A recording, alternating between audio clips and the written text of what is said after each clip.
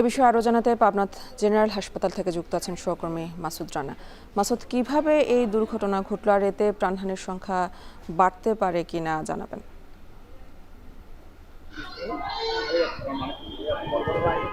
Annie, আসলে আমরা ঠিক সকাল 7:30টার দিকে কিন্তু পাবনার যে আতাইকুলা সরাডাঙ্গি পাবনা ঢাকা মহাসড়ক এলাকায় এই ঘটনাটি ঘটেছে।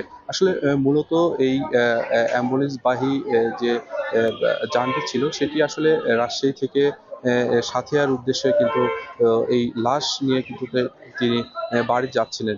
অপর দিক থেকে পাবনা এক্সপ্রেস একটি যাত্রীবাহী বাসের সাথে মুখোমুখি সংঘর্ষ হয়। এই ঘটনাস্থলে কিন্তু দুইজন নিহত হয়। এছাড়াও কিন্তু বেশ কয়েকজন আহতের ঘটনাও শুনছি আমরা।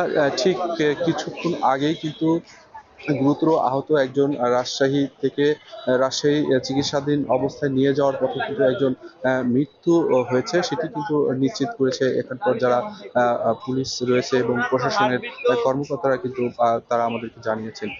এই ঘটনায় মোট 3জন নিহতর খবর কিন্তু আমরা এখন পর্যন্ত শুনতে পেয়েছি।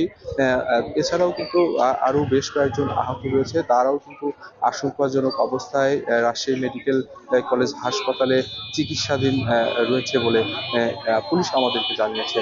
আসলে সব মিলিয়ে এখন পর্যন্ত কিন্তু 3জনের নিহতের খবর আমরা জেনেছি। এছাড়াও কিন্তু বেশ কয়েকজন আহত রয়েছে।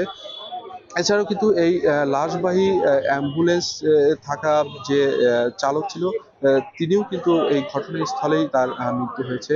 এই ঘটনার পরে থেকে কিন্তু ঘটনাস্থল এবং স্বজনদের মধ্যে কিন্তু একটি যে বিরাট চলছে। আসলে আহত খবরের পরপরই কিন্তু ঘটনাস্থল এবং যে এলাকায় সেটি কিন্তু আমরা দেখেছি যে তারা স্বজনরা পাবনা জেনারেল হাসপাতাল থেকে লাশটি উদ্ধার করে তারা তাদের বাড়িতে নিয়ে গেছেন এবং সেই সাথে আমরা দেখেছি যে চিকিৎসাধীন অবস্থায়ও কিন্তু কিছুক্ষণ আগে একজন মারা গিয়েছে।